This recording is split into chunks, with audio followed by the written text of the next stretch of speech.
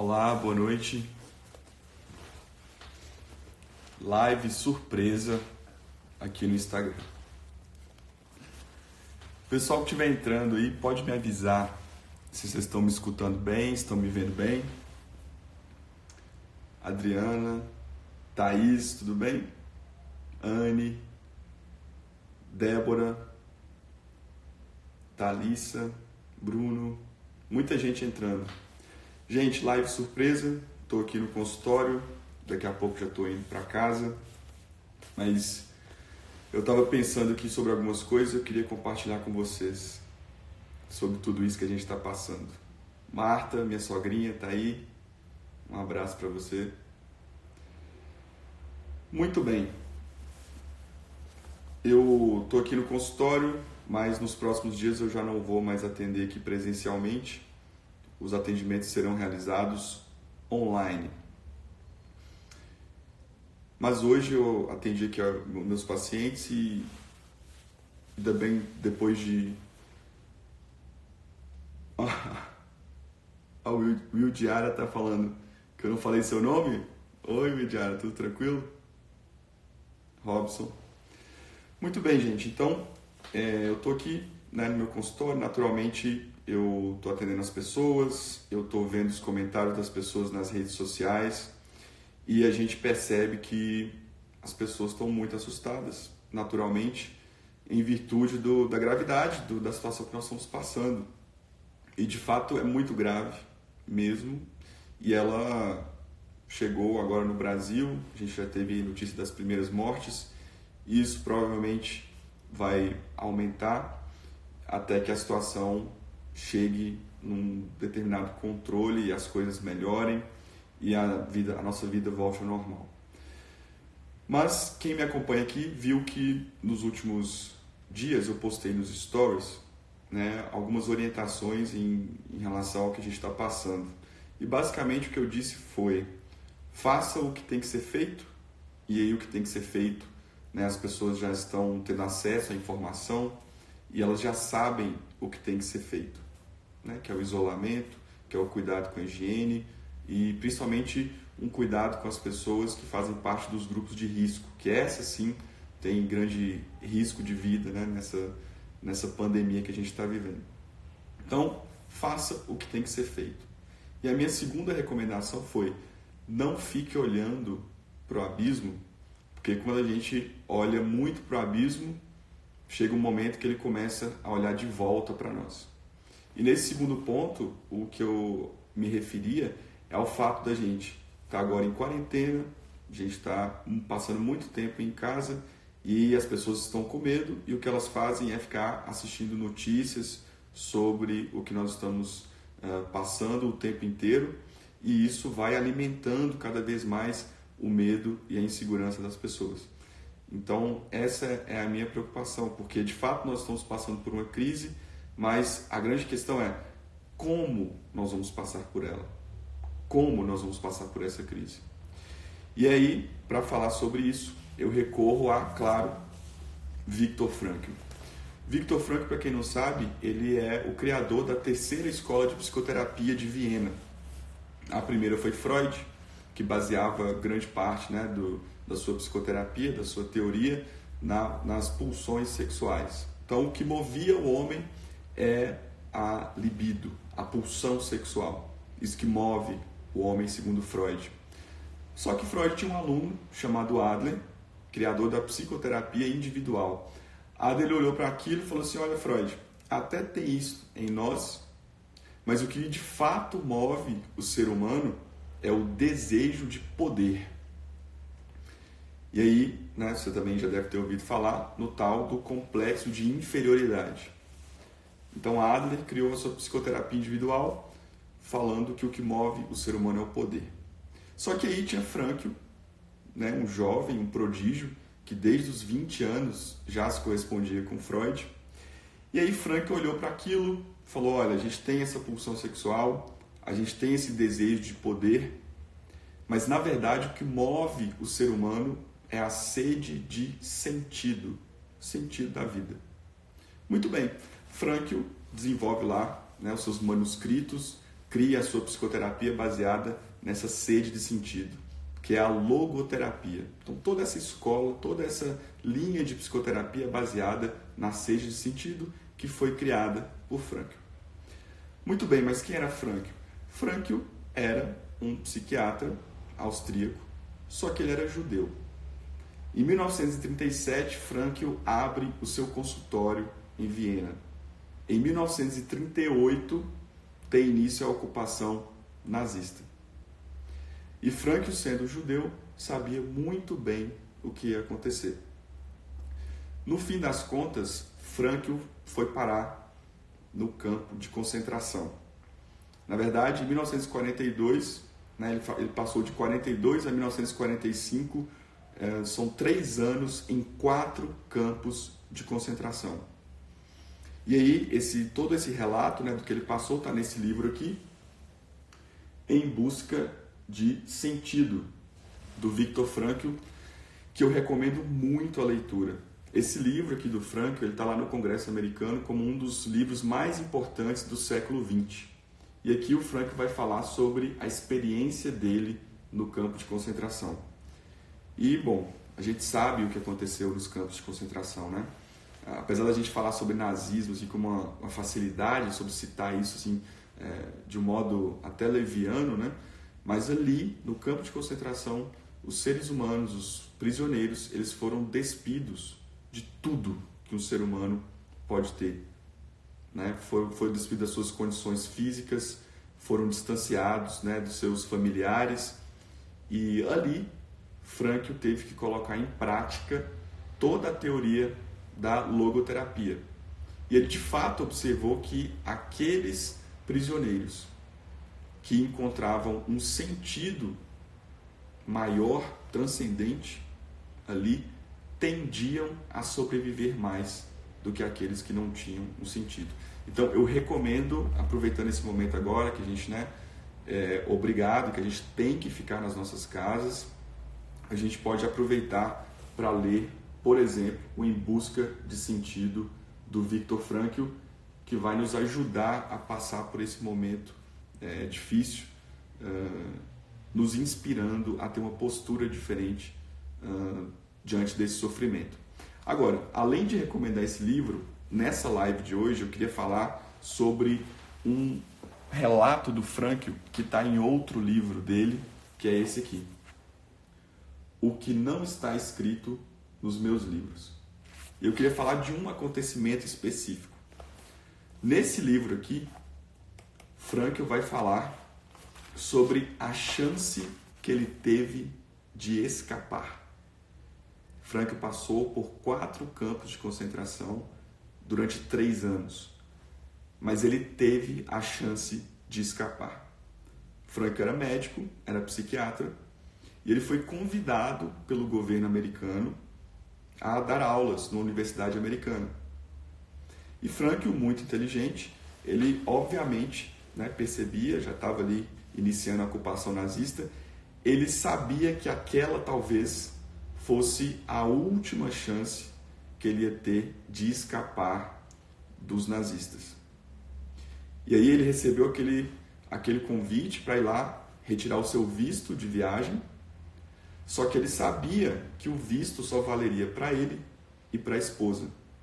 Só que Frankl tinha os seus pais, os pais estavam vivos lá na Áustria, em Viena, e ele sabia que se ele pegasse o visto, ele iria embora, ele iria escapar, mas os seus pais ficariam sozinhos ali em Viena e fatalmente sofreriam as consequências e seriam, enfim, pegos e mortos pelos nazistas.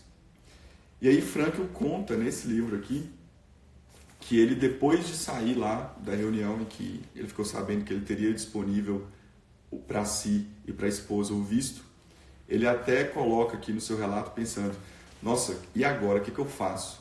Essa é a típica situação que eu precisaria de uma intervenção divina para me ajudar a decidir o que fazer. E aí Frankl dá uma volta ali, pelas ruas de Viena, e finalmente ele chega em casa. Quando o Frankl chega em casa, ele encontra o pai dele, a mãe dele, e em cima da mesa havia uma pedra, um pedaço de mármore. E nesse pedaço de mármore havia um escrito ali, só que estava em outro idioma, tinha um pedaço de um número, de uma letra, e que o Frankl não conseguia identificar aquilo. E o pai dele virou para ele e falou assim: esse aqui é um pedaço de uma sinagoga que foi bombardeada e eu achei, peguei e trouxe para casa. E se você quiser, Frankl, eu te digo de que letra é essa e o que ela quer dizer. Aí o Frankl: não, claro, me diga que é essa pedra e o que ela quer dizer. E o pai dele diz que aquela pedra era a pedra que representava o mandamento: honrarás teu pai e tua mãe para que os seus dias se prolonguem na terra. E aí o Frankl, que estava naquela dúvida se ele ia embora para os Estados Unidos e se salvava, ou se ele ficava junto com os pais, mas sabendo das consequências que ele ia sofrer, ele pega e o que ele diz a respeito dessa situação? O Frankl diz o seguinte: é possível que minha decisão de ficar já tivesse sido tomada no meu íntimo e que o oráculo, na realidade, nada mais foi do que um eco da voz da consciência. Então, olha que interessante. Frankl, ele já não chega diretamente e diz assim: não, esse foi o sinal que Deus me mandou para confirmar que eu tinha que ficar.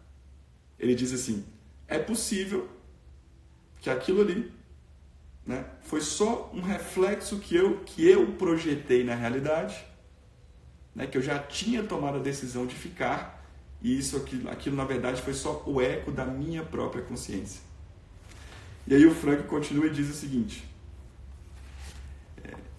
talvez outra pessoa tivesse visto o pedaço de mármore apenas como carbonato de cálcio, como um pedaço de pedra. Isso lembra vocês de alguma coisa? Isso lembra do verso que o Ítalo tanto cita, que depois eu passei a citar também, o verso da poetisa mineira Adélia Prado, que diz: de vez em quando Deus me tira a poesia, olho pedra e vejo pedra mesmo. É exatamente disso que Frankl está falando aqui.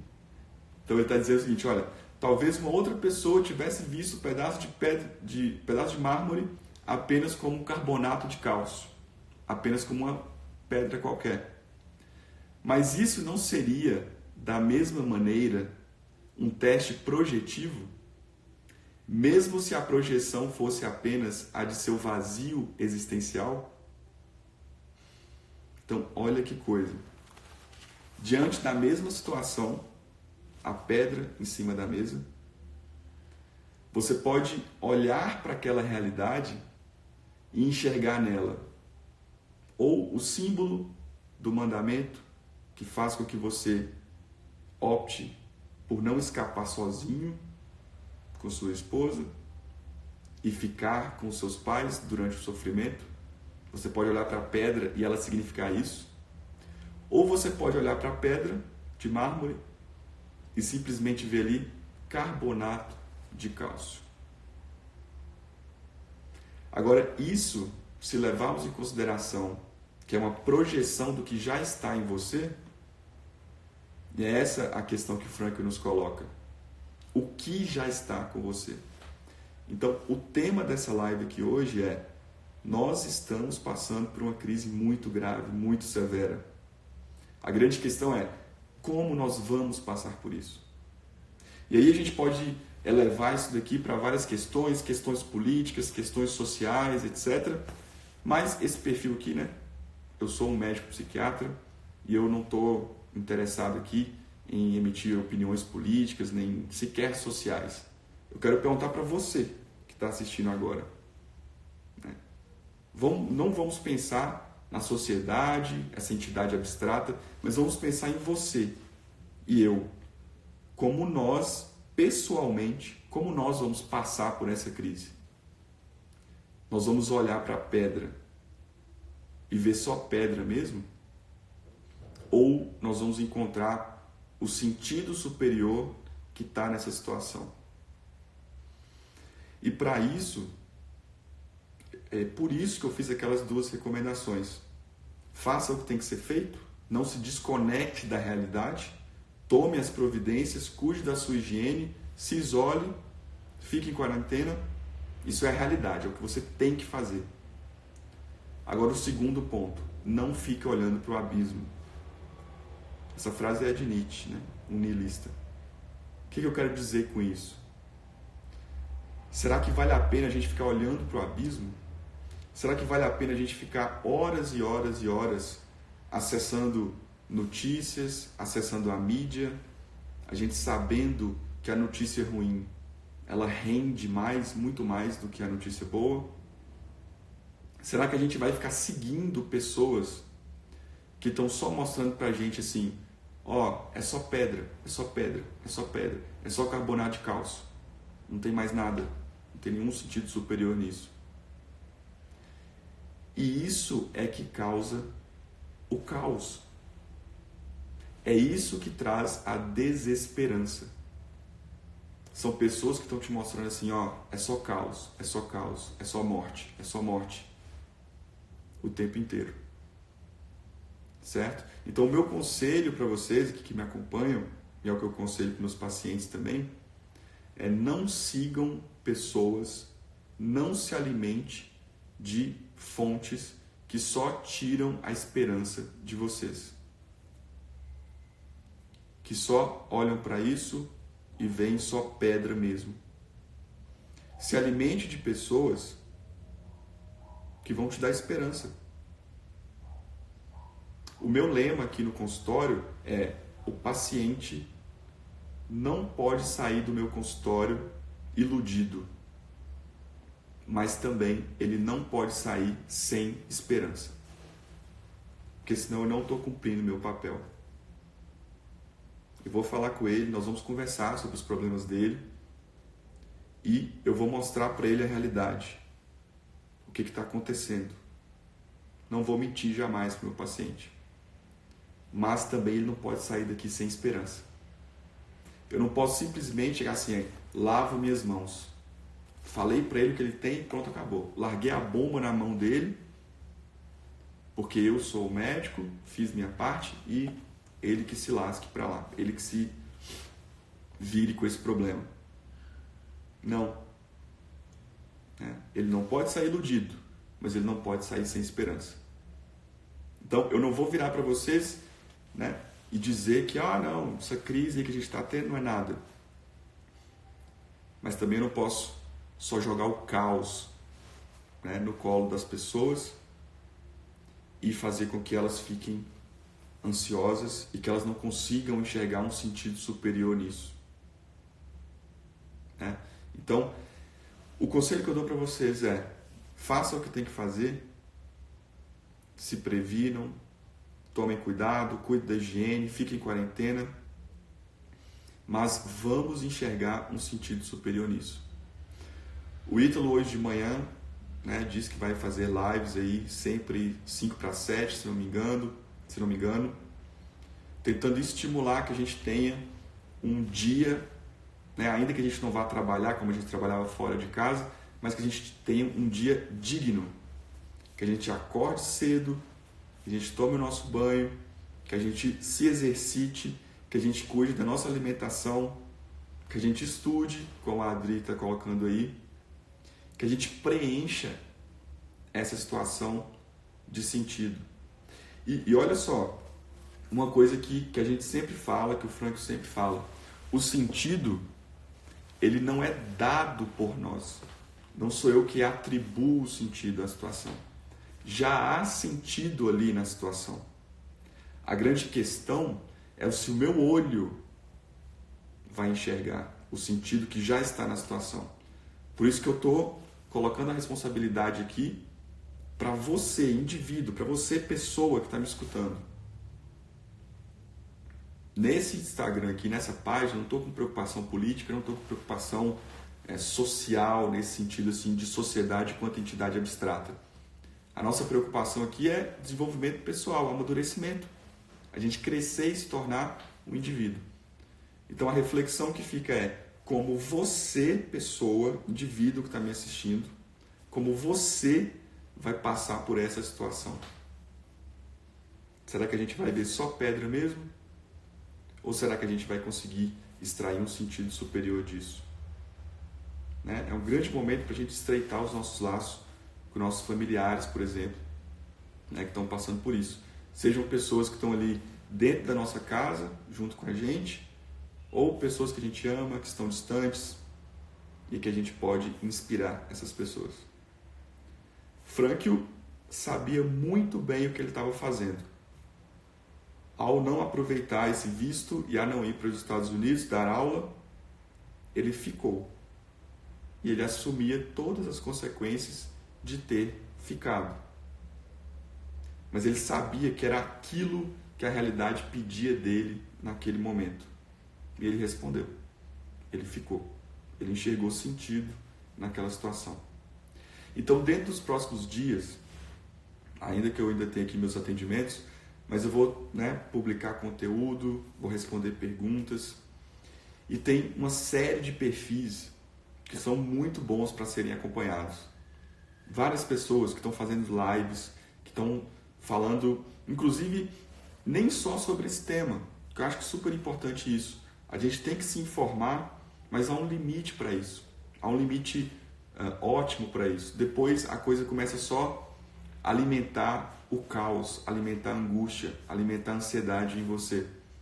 Então vale a pena ter aquela informação sem a qual você não pode ficar, mas depois a gente preencher o nosso dia com atividades que deem sentido a esse dia. Tá certo? Para que a gente possa aproveitar esse momento e que a gente possa extrair algo de positivo de uma situação que é grave e que vai infelizmente gerar coisas ruins. Mas a gente pode passar por isso de modo digno, a gente pode passar por isso e depois que passar a situação a gente pode até sair mais forte do que a gente entrou nela. O Frankl entrou de um jeito no campo de concentração, mas ele saiu dali muito maior do que ele entrou e ele é inspiração até hoje para milhões e milhões de pessoas, tá certo? Então que a gente possa ser pessoas com as quais se pode contar. Que cada um nas nossas casas possa ser essa fortaleza para os nossos filhos.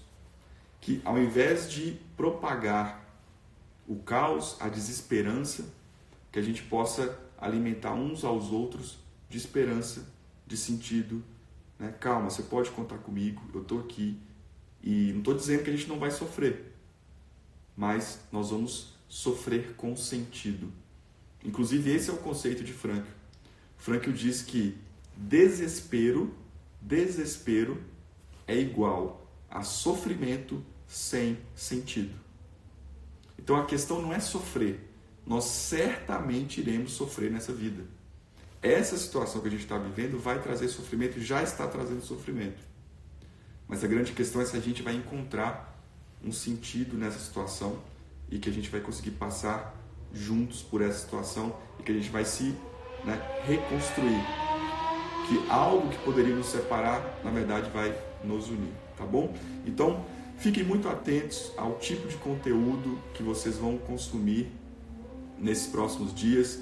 Fiquem muito atentos ao tipo de conteúdo que vocês vão propagar nos próximos dias. Eu vou deixar essa live salva e depois eu vou colocá-la no meu feed. Se você achar que ela pode ser útil para alguém, envie para alguém e vamos passar por isso de cabeça erguida, extraindo o sentido dessa situação. Tá bom, gente? Agradeço a presença de todo mundo, muita gente aí nessa live que foi de surpresa. Nos próximos dias eu vou procurar fazer mais lives.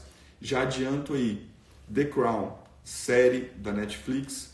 Eu já fiz uma live, tem aí no meu feed, uma live sobre o episódio 5 e agora eu vou fazer uma live sobre o episódio 10, o último episódio. Que inclusive vai servir muito para o momento que a gente está passando. Mesmo quem não assistir The Crown vai conseguir entender, porque eu vou explicar tudo direitinho. Tá bom? Eu agradeço aí a todo mundo que está acompanhando, Raíssa Antunes, Felipe, um abraço para você, Felipe, Inácio. Tamo junto, se cuidem, façam o que tem que fazer, não fiquem olhando para o abismo e vamos encontrar o sentido nessa situação difícil que nós estamos passando. tá bom? Um abraço a todos e até mais.